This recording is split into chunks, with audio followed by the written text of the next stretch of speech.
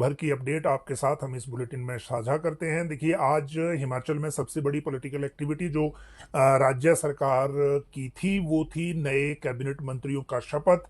और आज हमने सुबह 8:30 बजे सबसे पहले दिव्य हिमाचल टीवी पर एक पोस्ट के जरिए ये सूचना दी थी कि आज कैबिनेट मंत्रियों की शपथ होनी है। इसके लिए तैयारियां चल रही हैं और 2 कैबिनेट मंत्री शपथ ले सकते हैं। 2 कैबिनेट मंत्रियों की शपथ हुई 4:45 पर, क्योंकि गवर्नर जो थे वो बाहर थे और दिल्ली से आज ही पहुंचे। उसके बाद गवर्नर हाउस में जो ओथ हुई वो हमने आपको लाइव दिखाई। और उस जो बाद में इस शपथ के बाद जो चीजें अगली प्रक्रिया की रहेंगी वो आज अभी आपको बताएंगे। पहली बात तो ये कि मंत्री कौन बने और उनके पोर्टफोलियो का अब क्या होना है आगे, और इस विस्तार के बाद सीएम ने क्या कहा, खासकर मंडी जिला के रिप्रेजेंटेशन को लेकर।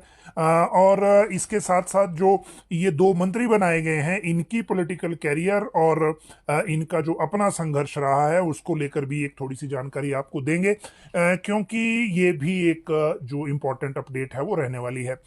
इसके साथ बात करेंगे मुख्यमंत्री के विदेश दौरे की। पहला विदेश दौरा है ये सीएम बनने के बाद, और कल वो सुबह यहां से रवाना हो रहे हैं दिल्ली के लिए। दुबई जाना है 13 से 16, 16 को फिर वापसी है।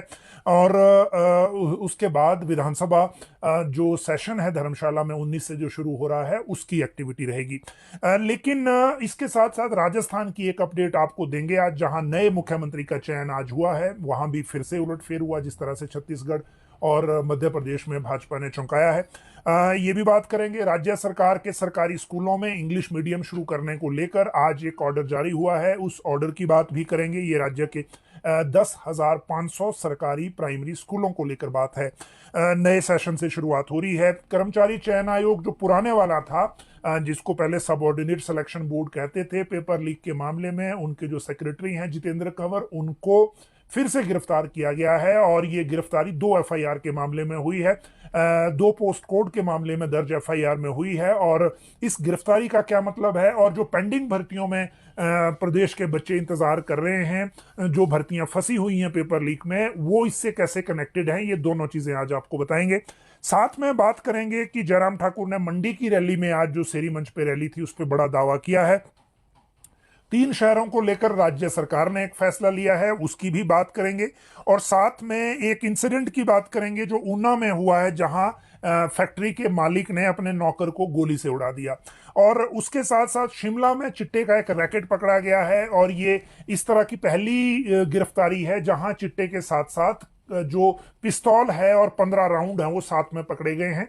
और ये जो गिरफ्तारी है ये चेन की है, ये चिट्टा यूज करने वाली की नहीं है, ये चिट्टे की सप्लाई लेना और आगे डिलीवर करने वाली चेन की गिरफ्तारी है। और इसमें जो बैकवर्ड जिसमें इंक्वायरी अब होगी उसमें कोई बड़ा खुलासा भी हो सकता है। तो ये आज की बात है। एचआरटीसी पेंशनरों ने एक फैसला किया है। जब इनकी बात राज्य सरकार तक नहीं पहुंची, अब तक एड्रेस नहीं हुई। वैसे इस सरकार में एक जो क्रेडिट है वो तो जाता है कि पिछले 2 महीने में सैलरी और पेंशन सही समय पे मिल रही है, 1 तारीख को। लेकिन इन पेंशनरों का क्या कहना है वो हम आपको अलग से बताएंगे। और साथ में ग्रामीण डाक सेवक जो आज सड़कों पे उतरे थे उनकी बात करेंगे। देखिए, सबसे पहले जो बात है वो ग्रामीण डाक सेवकों की कर लेते हैं। आज पूरे प्रदेश में खासकर जिला मुख्यालयों में इन्होंने प्रदर्शन किया है। भारत सरकार के खिलाफ है ये वैसे, और डाक सेवाएं इसके कारण प्रभावित हुई हैं। कई जगह मुख्यालयों पर इन्होंने नारेबाजी भी की है। और सबसे बड़ी बात यह कि ये इन्होंने मांग की है कि जो भारत सरकार से मांग की है 8 घंटे काम और पेंशन के साथ सभी लाभ दिए जाएं। नियमित कर्मचारियों की तरह 1 जनवरी 2016 से टीआरसी का जो निरंतरता भत्ता है वो दिया जाए। और 12, 24, 36 सेवा पूरी होने पर जो निर्धारण है इसका वो किया जाए। वरिष्ठ नागरिकों के लिए वेटेज वृद्धि जो समयबद्ध वित्तीय उन्नयन होता है, जिसको आप कह सकते हैं अपग्रेडेशन, वो किया जाए कमलेश चंद्र समिति की सिफारिशों के आधार पर। तो ये बेसिकली इनकी सारी डिमांड स्टेट से नहीं थी, सेंटर से थी। अगली बात है जो करेंगे आपके साथ वो एचआरटीसी पेंशनरों की है। देखिए, एचआरटीसी के पेंशनर बड़े दिनों से अपनी बात मनवाने को लेकर बात कर रहे हैं, लेकिन अभी तक बात हुई नहीं है। आज इन्होंने तारादेवी में मीटिंग की और 21 दिसंबर को, 19 से 23 दिसंबर तक विधानसभा का सेशन है। 21 दिसंबर को ये विधानसभा का घेराव करेंगे धर्मशाला में, ये फैसला किया है।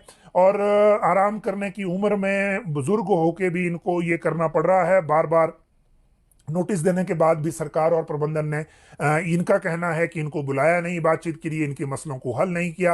अब 21 दिसंबर को ये विधानसभा सत्र के दौरान आंदोलन करेंगे। और पथ परिवहन पेंशनर कल्याण संगठन की शिमला इकाई की बैठक ये तारादेवी में हुई थी। इसमें रामकिशन ठाकुर जो उनके अध्यक्ष हैं, उन्होंने इस निर्णय को लेकर कहा 7,000 पेंशनर हैं, उनको घिराव इसलिए करना पड़ रहा है क्योंकि इनका जो भुगतान है और जो बाकी चीजें हैं वो सरकार अदा नहीं कर रही है। शिमला में एक चिट्टे की जो गिरफ्तारी हुई है वो भी एक महत्वपूर्ण अपडेट है। देखिए, शिमला पुलिस ने गुप्त सूचना के आधार पर भट्टा कुफर सेब मंडी के पास 3 युवकों की गिरफ्तारी की है और इनके पास पिस्तौल, देसी कट्टा और जो 15 राउंड कारतूस के साथ चिट्टा भी मिला है। और ये जो बैकवर्ड लिंकेज को खंगाला जा रहा है अब तक इस मामले में, क्योंकि ऐसा लग रहा है कि ये सप्लाई लेकर आए थे और आगे सप्लाई डिलीवर होनी थी। और इसके बाद जो ये नशा माफिया तक, क्योंकि एसआईयू की टीम ने, पुलिसकर्मी जो यहाँ गश्त पर भट्टा कुफर सेब मंडी के पास मौजूद थे, इसी टीम ने सामने से आ रही एक फॉर्च्यूनर गाड़ी को रोककर चेक किया और इसमें सवार वत्सल श्याम और उसके साथियों को जो चिट्टा है उसके साथ और पिस्तौल और 15 राउंड कार्टेज के साथ पकड़ा है। और इसमें जो बैकवर्ड लिंकेज है वो इंपॉर्टेंट होगी, क्योंकि ये मामला छोटा नहीं लगता। अगली बात करें, जो ऊना में इंसिडेंट हुआ है, हरोली पुलिस थाना के तहत टाहलीवाल जो औद्योगिक क्षेत्र है, यहाँ पर आपसी जो कहा सुनी हुई, उद्योग मालिक ने नौकर जो है, मजदूर जो है, उसकी हत्या कर दी। ये कानपुर का रहने वाला था और उद्योग मालिक को गिरफ्तार कर लिया है। शव पोस्टमार्टम के लिए ऊना हॉस्पिटल भेज दिया था।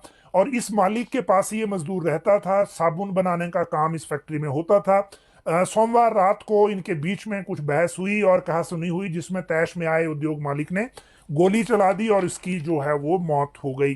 तो ये इंसिडेंट जो है एक क्राइम का था। अब 3 शहरों को लेकर राज्य सरकार ने एक फैसला लिया है, उसकी आपको जानकारी दे देते हैं।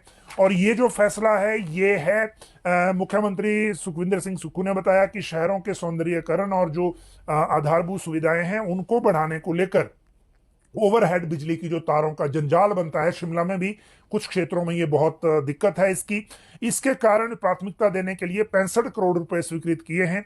इसमें शिमला शहर को भी तारों के जंजाल से मुक्त किया जाएगा, 25 करोड़ रुपए व्यय किए जाएंगे। और ऑपरेशन सर्कल, ये कसुमटी जो है इस काम को करेगा। केबल की डक्टिंग की जाएगी, जो डक्ट में नीचे वायरिंग से कर देते हैं। जो नदौन क्षेत्र और हमीरपुर शहर में भी भूमिगत केबल बिछाने के लिए 20-20 करोड़ रुपए व्यय किए जाएंगे। तो ये 3 शहरों को लेकर ये फैसला हुआ है, शिमला, नदौन और हमीरपुर। जहां जो केबलिंग है उसको अंडरग्राउंड किया जाएगा। शिमला के लिए 25 करोड़ और बाकी दोनों शहरों के लिए 20-20 करोड़ जो है वो मिले हैं और इसके तहत ये काम किया जाएगा। जयराम ठाकुर ने एक बड़ा दावा किया है। देखिए, कल शिमला में आक्रोश प्रदर्शन, वैसे पूरे सभी जिलों में लगभग हुआ था, मंडी और कांगड़ा बचे हैं। मंडी में प्रदर्शन आज था, जिसमें जयराम ठाकुर और जो डॉक्टर राजीव बिंदल हैं, प्रदेश अध्यक्ष भाजपा के, वो शामिल हुए। और कांगड़ा का जो प्रदर्शन है वो 19 को सेशन है, 18 को रखा गया है ताकि विधानसभा सेशन के लिए एक मूव जो है वो बन सके। और इसीलिए वो होगा अब 18 तारीख को। लेकिन मंडी का आज था, सेरी मंच पर अच्छी भीड़ बीजेपी ने जुटाई थी। जयराम ठाकुर और डॉक्टर राजीव बिंदल दोनों ने इसको संबोधित किया। लेकिन पूर्व मुख्यमंत्री जयराम ठाकुर ने ये कहा कि जो वहां पर जो आज जयराम ठाकुर ने कहा है कि हालात ऐसे बने हैं सरकार में कि राजनीति में वैसे कुछ भी संभव है, और इसीलिए अभी हालात ये बने हैं कि जो लोकप्रियता है सरकार की वो पहले साल में ही जमींदोज हो गई है। और ऐसे हालात में आप तैयार रहिए, भाजपा के कार्यकर्ता तैयार रहें, कुछ भी हो सकता है और ये सरकार अपने बोझ से ही गिर जाएगी। ये बात कही जयराम ठाकुर ने। दूसरी तरफ डॉक्टर राजीव बिंदल ने कहा कि ये प्रदेश सरकार झूठ की गठरी है, हर बार झूठ का पुलंदा लेकर जनता के बीच चले जाते हैं और सरकार के झूठ से ही प्रियंका गांधी ने किनारा कर लिया, इसलिए वो गई नहीं।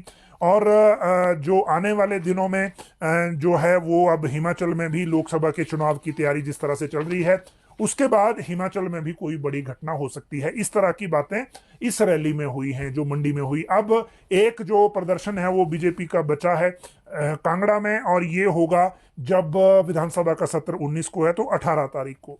अब बात करेंगे अगली, और वो JOIT 817 को लेकर है, क्योंकि आज मुख्य सचिव प्रबोध सक्सेना वापस आ गए हैं। आज उनसे हमने मुलाकात भी की थी, और क्योंकि आज वो ओथ की तैयारियों और इन सारी चीजों को लेकर लगे हुए थे, तो